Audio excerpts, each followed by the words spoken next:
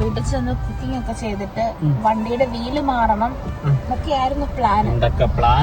അവിടെ ചെന്ന് കഴിഞ്ഞൊന്ന് ഫ്രഷ് ആയപ്പോഴത്തേക്ക് എനിക്ക് നല്ല തിളക്കം വന്നു. എന്റെ ഗ്യാസ് തീർന്നു. പിന്നെ ഞാനൊരു 2.5 മണിക്കൂറത്തേക്ക് ഉറങ്ങി. അത് 4 മണിക്കൂറായിട്ട് 4 മണിക്കൂറൊന്നും വിളിച്ചു. അതെ, അതുകൊണ്ട് അതെല്ലാം ഫ്ലോപ്പ് ആയതുകൊണ്ട് ഞങ്ങളിപ്പം ഇവിടെ 4 മണിയായി. മുടി വെട്ടാൻ വേണ്ടി പോവാണ് ഏട്ടന്. തോരനും ഞങ്ങൾ ബീഫ് എടുത്ത് വെളിയിൽ ഇട്ട് വെച്ചിട്ടുണ്ട് ഫ്രിഡ്ജിന്ന്. ഞാൻ ഉറങ്ങുന്നതിന് മുമ്പ് പറഞ്ഞ അതെടുത്ത് വെക്കാൻ വെള്ളം വെളിയിൽ കട്ട് കേട്ടിരിക്കുക. അതൊന്നും കേട്ടില്ല.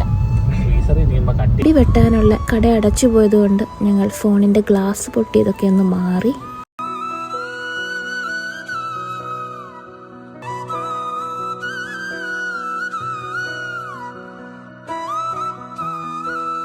നമ്മുടെ പുതിയ ബസ് സ്റ്റേഷന് വന്നിട്ടുണ്ട്. ഇവിടെ സ്ഥിരം ബസ് സ്റ്റാൻഡിൽ വരാറുള്ള ഞാൻ. ഏട്ടൻ പുറത്തുനിന്ന് പോകുമ്പോഴേ കണ്ടുള്ളൂ.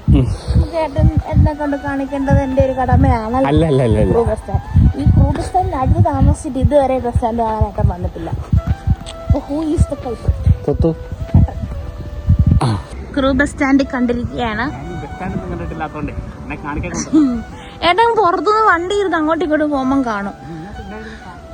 ഇത് പണിതിട്ട് ഇങ്ങോട്ട് വന്നില്ലല്ലോ ഒന്ന് കാണാൻ.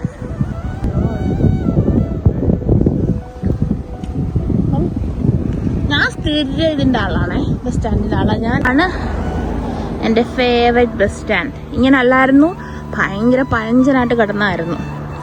അവരിതിനെ ഒന്ന് മോഡിഫൈ ചെയ്തെടുത്തു. സന്തോഷ വാർത്തയുണ്ട്. എനിക്ക് നാളെ ലോങ് ഡേ ആണ് ഞാൻ പറഞ്ഞിട്ടുണ്ടായിരുന്നു, 12 hour ഷിഫ്റ്റ്. എനിക്കതൊരു ഹാഫ് ഷിഫ്റ്റ് ആക്കി കിട്ടിയിട്ടുണ്ട്. എൻ്റെ ഒരു കൂട്ടുകാരി അവൾ എൻ്റെ ഏർലി ഷിഫ്റ്റ് ചെയ്തു തരും. ഞാൻ നെക്സ്റ്റ് വരുന്ന സൺഡേ അവളുടെ ലൈറ്റ് ഷിഫ്റ്റ് ചെയ്ത് കൊടുത്താറ്. അപ്പം എനിക്ക് നാളെ രാവിലെ പോകണ്ട, ഉച്ചകഴിഞ്ഞ് പോയാൽ മതി.